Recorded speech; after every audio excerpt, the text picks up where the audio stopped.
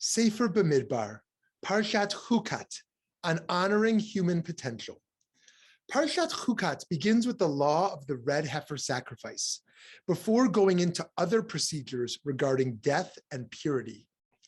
Numbers chapter 20 then tells of the death of the prophetess Miriam. V'yavo'u v'nei Yisrael kol ha'eda midbartzin b'chodesh harishon v'yeshev ha'am b'kadesh v'tamat sham Miriam v'tikaver sham.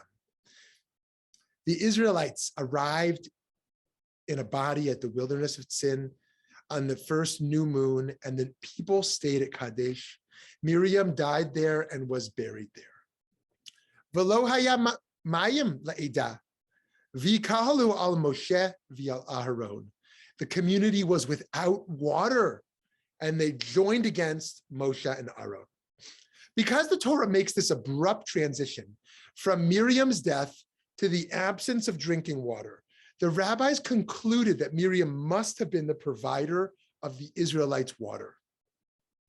The Talmud teaches in Tractate Ta'anit, 3 good sustainers rose up for the Jewish people during the Exodus from Egypt, and they are Moshe, Aaron, and Miriam.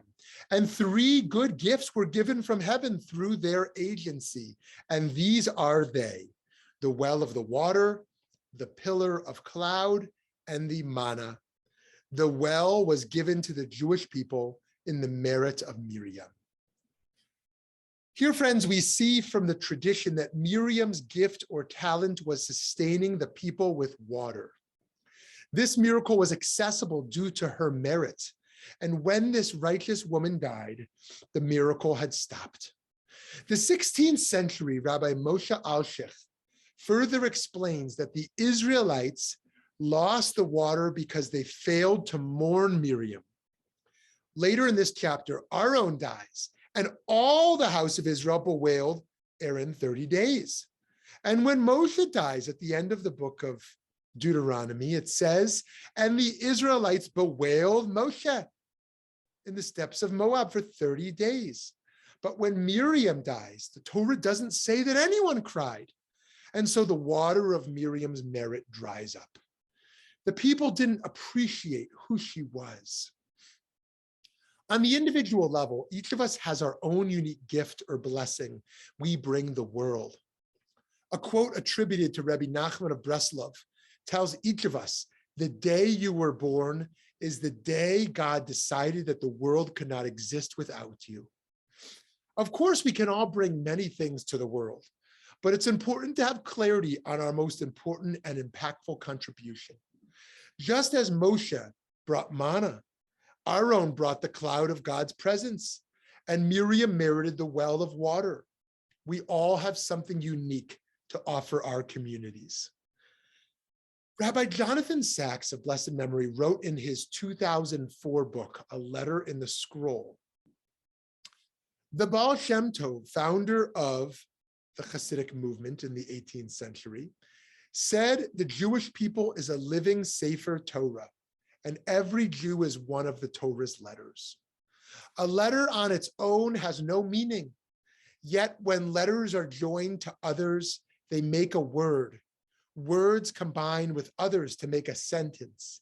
Sentences connect to make a paragraph, and paragraphs join to make a story.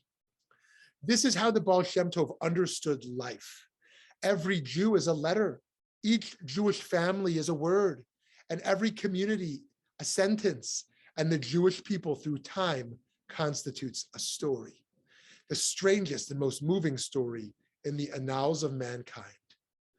Just as a Torah scroll with an invalid letter makes the whole object unkosher, so too a Jewish people missing one Jew is as if the whole entity is missing. It is crucial for us to look at everyone's unique talents. We should be conscious of our tendency to only celebrate certain kinds of abilities.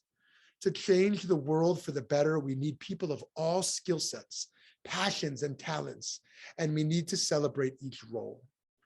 It's also critical that each of us do the work to figure out our own legacy, not for the sake of ego, so that we're remembered, but for the sake of making our unique mark on the world.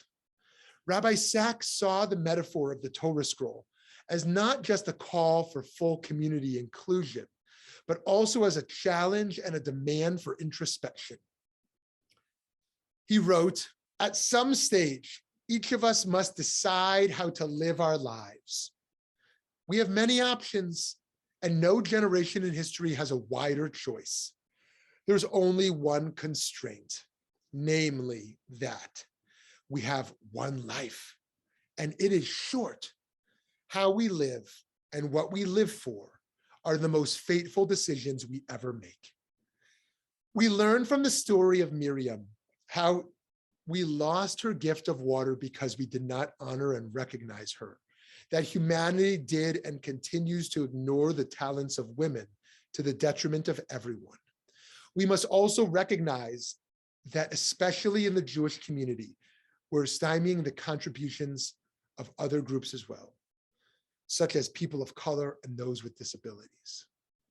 Of course, we must be inclusive because of it's inherently the right thing to do and the way to honor the infinite value of each person. Additionally, we need to recognize that our broader community is missing out on its full potential by failing to elevate the abilities of everyone. Shabbat Shalom.